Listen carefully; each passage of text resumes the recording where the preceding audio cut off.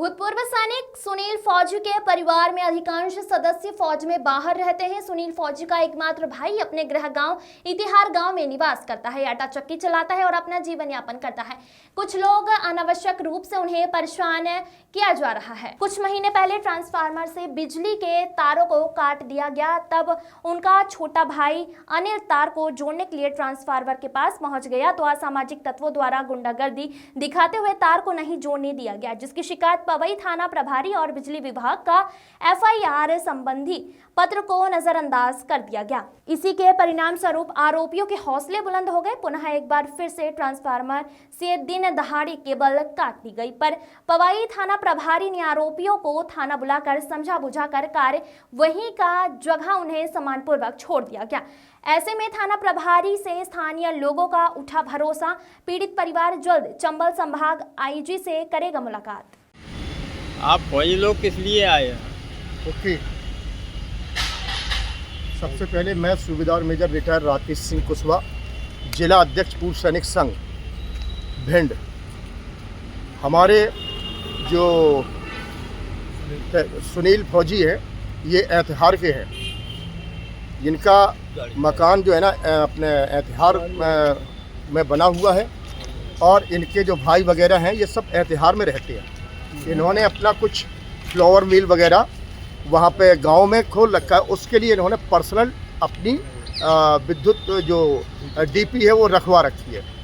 उस डीपी पे कुछ अराजक तत्व आए दिन गलत तरीके से डोरी वगैरह डाल लेते हैं, चोरी से बिजली जलाते हैं। इनके मना करने पर तो उन्होंने केबल भी काटी।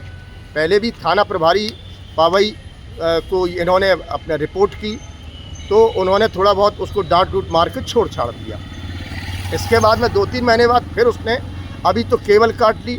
और जब ये लोग गए तो उनकी जो फैमिली है वो इस तरीके से आई कि मैं ये कर दूंगी, मैं वो करवा दूंगी, मैं 376 लगवा दूंगी, दुनिया भर के।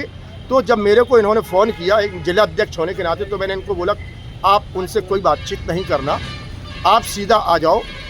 मैंने थाना प्रभारी साहब से भी बात की। मैंने ऐसे हैं कि भाई हमारे एक फौजी हैं जो इस तरीके से परेशान हैं, आपको पहले भी रिपोर्ट कर चुके हैं। तो उन्होंने जिस टोन में जवाब दिया, एक व्यंग्यात्मक शब्द, जब मैं रिस्पेक्ट से बातचीत कर रहा हूँ तो उन्होंने बोला कि हाँ दादा बोलिए। तो हमने कि सर मेरी प्रार्थना है कि आप उस पर एक्शन लीजिए। तो बोला मैंने बिठा तो रखा है, अभी शाम को छोड़ दूंगा, उसको समझा दिया है। तो ये समझाना तो पहले भी था उसको और पहले भी सब कुछ करना था, बट अगर कोई आदमी नहीं मान रहा तो उसके खिलाफ एक्शन तो लेना चाहिए। तो इन सब चीज़ों को ध्यान में रखते हुए हम सभी आज सैनिक समाज जो हमारा संगठन है वो अपने पूरा अपने जो पुलिस अधीक्षक साहब हैं आशीष साहब से हम मिले।